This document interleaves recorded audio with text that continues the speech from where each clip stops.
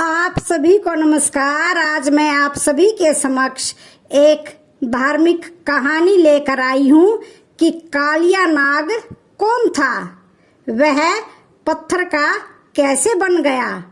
तो श्रवण करते हैं श्री कृष्ण और कालिया नाग की रोचक कथा। पुराणों के अनुसार कश्यप ऋषि की पत्नी कद्रू से कई नागों की उत्पत्ति हुई है, जैसे कि वासुकी, तक्षक, अनंत, पिंगला, करकोटक, पद, कुलिक, महापद, शंख, चूड़, धनंजय आदि। अग्नि पुराण में 80 प्रकार के नाग कुलों का वर्णन है। कहते हैं कि कालिया नाग भी कद्रू का पुत्र और वह पनग जाति का नागराज था। कालिया नाग पहले रमन नामक द्वीप में निवास करता था। कहते हैं कि पक्षीराज गरुड़ से जब उसकी शत्रुता बढ़ गई तो वह अपनी पत्नियों सहित यमुना नदी के कुंड में आकर रहने लगा था। कालिया जानता था कि यही स्थान सुरक्षित है और यहाँ गरुड़ भगवान नहीं आ सकते हैं, क्योंकि यहीं पर गरुड़ ने तपस्वी सौभरी के मना करने पर भी कुंड से मछलियों को बलपूर्वक पकड़कर खा लिया था। इससे क्रोधित होकर महर्षि सौभरी ने गरुड़ को श्राप दे दिया था कि अब यदि तुमने यहाँ आकर फिर कभी मछलियों को खाया तो उसी क्षण मृत्यु को प्राप्त हो जाओगे। यही कारण था कि कालिया नाग यहीं पर छुपकर रहता था। भगवान कृष्ण ने अपने बचपन में कई राक्षसों का वध किया था। कालिया नाग को भी उन्होंने उसके कर्मों के लिए दंड दिया था।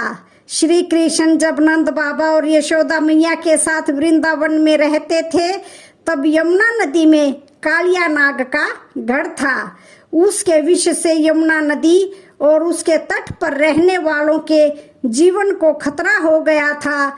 श्री कृष्ण और कालिया नाग की कथा क्या है और कालिया मर्दन किसे कहा जाता है, इस बारे में यहाँ पूरी कहानी विस्तार से बताई गई है। भगवान श्री कृष्ण के बचपन की कहानी। कालिया एक विषैला और 5 फन वाला नाग था, जिसका मुख्य निवास रमनक द्वीप था। लेकिन नागों के शत्रु गरुड़ के डर से उसे वहां से भागना पड़ा। गरुड़ को वृंदावन में रहने वाले योगी सौभरी ने श्राप दिया था कि वह मृत्यु को प्राप्त किए बिना वृंदावन नहीं आ सकेंगे। यह जानकर कि यही एकमात्र स्थान है जहां गरुड़ नहीं आ सकते, कालिया ने वृंदावन में वास करने का निर्णय ले लिया। उसके विष से सारी यमुना विषाक्त हो गई। उसके आसपास के सभी जीव जंतु मर गए और घास तक सूख गई। केवल यमुना किनारे खड़ा कदम्ब का एक वृक्ष ही सुरक्षित रहा। एक बार महर्षि दुर्वासा वृंदावन आए, जहाँ पर राधा ने उनकी बड़ी सेवा की। उसके बाद जब राधा जल भरने यमुना में गई तो वहां पर उसने महाभयंकर कालिया सर्प को देखा। उसे देखकर वो डर गई और वापिस आकर सबको उसके बारे में बताया। श्री कृष्ण इससे क्रोधित हो गए और यमुना पहुंचे। एक बालक को अपने सामने देखकर कालिया ने उन्हें जकड़ लिया और जल में खींचने लगा, किंतु प्रभु को भला कौन खींच सकता है। श्री कृष्ण ने कालिया नाग की पूंछ पकड़कर उसे ताड़ित करना शुरू कर दिया। तब कालिया नाग भागने लगा, किंतु श्री कृष्ण ने उसे नहीं छोड़ा। उसी समय माता यशोदा यमुना तट पर आई और अपने छोटे से पुत्र को एक विषधर के साथ देखकर डर गई। उन्होंने श्री कृष्ण को तत्काल वापस आने को कहा, जिसे सुनकर श्री कृष्ण ने कालिया को छोड़ दिया और वापस आ गए। यहाँ तक कि कथा हमें भागवत पुराण और हरिवंश पुराण में मिलती है। इससे आगे की कथा हमें महाभारत में मिलती है। प्रतिदिन श्री कृष्ण अपने मित्रों और बलराम के साथ गौ चराने जाते थे। जब तक गौएं चरती थी, बालक अलग अलग प्रकार के खेल खेलते थे। अधिकतर उनका जमावड़ा यमुना नदी के तट पर ही होता था। अगले दिन खेलते खेलते कृष्ण को बड़ी प्यास लगी। जैसे ही वो यमुना नदी का पानी पीने को बढ़े, उनके मित्रों ने उन्हें रोक दिया और बताया कि यमुना में कालिया नामक अति विषधर नाग का निवास है, जिसके कारण पूरे यमुना का पानी विषाक्त हो चुका है। यही कारण था कि यमुना के इतने पास होने पर भी ब्रजवासियों को बड़ी दूर से पानी लाना पड़ता था। इस संकट को जानकर श्री कृष्ण ने मन ही मन इससे मुक्ति दिलाने की ठान ली। खेल खेल में ही उन्होंने अपनी गेंद यमुना में फेंक दी और सबके लाख समझाने के बाद भी वो उसे लाने के बहाने यमुना में कूद गए। जब सबने ऐसा देखा तो दौड़कर नंद और यशोदा को इसकी खबर की। बलराम तो सब जानते ही थे, इसी कारण वे वहीं निश्चिंत खड़े रहे। कृष्ण के यमुना में कूदने की बात सुनकर सभी दौड़े दौड़े यमुना तट पर पहुंचे। वहां नदी में कोई हलचल ना देखकर सबने कृष्ण की आशा ही छोड़ दी। यशोदा तो दुख से अपनी चेतना ही खो बैठी। ये सत्य था कि कृष्ण और बलराम ने अब तक कई राक्षसों का वध किया था, किंतु इस प्रकार के महाविषधर से उनका सामना कभी नहीं हुआ था। और वैसे भी कृष्ण अभी एक बच्चा ही तो था। उधर कृष्ण यमुना के भीतर पहुंचे और कालिया नाग को खोजने लगे। यमुना का जल उस विषधर के विष से पूर्ण जहरीला हो चुका था, किंतु विष कृष्ण का क्या बिगाड़ लेता। अचानक उन्हें यमुना के मध्य में तेज हलचल दिखाई दी। जब वो वहां पहुंचे तो उन्होंने 100 फण वाले उस भयंकर नाग को देखा। वो इतना विशाल था कि दूर दूर तक केवल उसी का शरीर दिख रहा था। उसके फणों से तेज विष का स्त्राव हो रहा था, जिस कारण यमुना विषाक्त हो रही थी। जब कालिया ने एक बालक को इस प्रकार निर्भय अपने सामने देखा तो आश्चर्य से भर गया। आज तक किसी देवता ने भी इस प्रकार कालिया के सम्मुख आने का साहस नहीं किया था। फिर ये बालक अचानक यहाँ कैसे आ गया? ऐसा सोचकर कालिया तीव्र वेग से कृष्ण के वध हेतु उनकी ओर लपका। कृष्ण ने बात ही बात में कालिया की पूंछ पकड़कर उसे बड़ी दूर फेंक दिया। एक बालक में इस प्रकार का बल देखकर कालिया सोच में पड़ गया, किंतु फिर अपनी पूरी शक्ति से कृष्ण पर टूट पड़ा। दोनों में भयानक युद्ध छिड़ गया। कृष्ण ने जल्द ही अपने प्रहारों से कालिया को व्यथित कर दिया। उनके प्रहारों से कालिया के शरीर से रक्त की धारा बह निकली और वो पीड़ा से अचेत हो गया। अब कृष्ण ने उसके वध की ठानी, किंतु उसी समय उस विषधर की पत्नियां वहां आ गई और उन्होंने कृष्ण से क्षमा की याचना की। कृष्ण ने उनकी प्रार्थना सुन ली और इस शर्त पर कालिया के प्राणों का दान दिया कि वो यमुना को छोड़कर हमेशा के लिए चला जाए।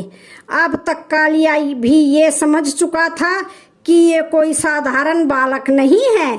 उसने कृष्ण से उनका असली स्वरूप दिखाने की प्रार्थना की और तब श्री कृष्ण ने अपने नारायण रूप के दर्शन दिए। तब कालिया ने उनकी चरण वंदना करते हुए कहा, हे प्रभु, आप तो हम सभी के आराध्य भगवान शेषनाग के भी आराध्य हैं। भला मैं आपको कैसे परास्त कर सकता हूँ? आपकी आज्ञा के अनुसार मैं यमुना को छोड़कर चला जाऊंगा, किंतु मुझे ये भय है कि यहाँ से जाते ही गरुड़ मेरा वध कर देगा। तब श्री कृष्ण ने कालिया नाग को अभय दिया और कहा कि गरुड़ उन्हें कोई हानि नहीं पहुंचाएंगे। उन्होंने कालिया नाग को रमणक द्वीप पर जाकर बसने को कहा। जाने से पहले कालिया नाग ने प्रभु से प्रार्थना की कि हे प्रभु, मेरी केवल एक विनती है कि जिस प्रकार हमारे आराध्य श्री अनंत आपको धारण करने का सौभाग्य प्राप्त करते हैं, एक बार मुझे भी आप ये सौभाग्य प्रदान करें। कृष्ण ने प्रसन्न होकर तथास्तु कह दिया। उधर ऊपर जब सब ने यमुना का जल रक्तिम होते हुए देखा तो सब ने समझा कि कालिया नाग ने श्री कृष्ण की हत्या कर दी। सभी शोक में रुदन करने लगे। तभी जल में एक तेज हलचल हुई और महाभयंकर नाग जल से ऊपर आया। उसका रूप इतना भयानक था कि कई लोग तो उसके दर्शन मात्र से ही अचेत हो गए और कईयों ने भय से अपने नेत्र बंद कर लिए। तभी सब ने देखा कि उस विशाल नाग के सर पर श्री कृष्ण विराजमान हैं। वहां कृष्ण उसी प्रकार शोभा पा रहे थे जिस प्रकार काले मेघों में तड़ित शोभायमान होती है। उसके बाद श्री कृष्ण ने कुछ समय तक अपनी लीला दिखाई। उन्होंने कालिया के फनों पर एक अत्यंत मनोहरी नृत्य करना शुरू कर दिया। कालिया जो भी फन उठाता कृष्ण उसी फन पर नृत्य कर उसका मर्दन कर देते। श्री कृष्ण की ये लीला देखने के लिए देवतागण भी आकाश में उपस्थित हो गए। कुछ काल तक श्री कृष्ण ये लीला करते रहे। फिर श्री कृष्ण की आज्ञा के अनुसार कालिया नाग वृंदावन छोड़कर रमणक द्वीप में जाकर बस गया। श्री कृष्ण ने उसे वचन दिया कि उसे गरुड़ के द्वारा कोई परेशान नहीं किया जाएगा। कालिया के सिर पर नृत्य करके श्री कृष्ण ने उसका घमंड चूर चूर कर दिया। इस घटना को कालिया मर्दन के नाम से जाना जाता है। श्री कृष्ण ने उसे चेतावनी भी दी कि अगर तुमने पीछे मुड़कर देखा तो तुम पत्थर के हो जाओगे। तो कथाओं में ऐसा वर्णन किया गया है कि जैसे ही नाग वृंदावन से 6 किलोमीटर दूर जैत गांव के पास पहुंचा और उसने पीछे मुड़कर देखा तो कालिया नाग पत्थर का हो गया। भगवान श्री कृष्ण के चेतावनी देने के बावजूद भी कालिया नाग ने पीछे मुड़कर देखा। जिस प्रकार वह पत्थर का हो गया था। श्री कृष्ण और कालिया नाग की कहानी से हमें ये सीख मिलती है श्री कृष्ण और कि जो व्यक्ति बुरी प्रवृत्ति से दूसरों को तंग करता है उसे सदैव दंड मिलता है।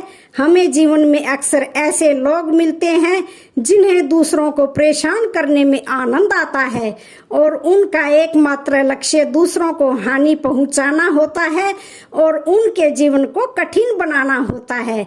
लेकिन हमें हमेशा ऐसे लोगों से बचने की कोशिश करनी चाहिए क्योंकि एक दिन उन्हें अपने कर्मों की सजा जरूर मिलती है।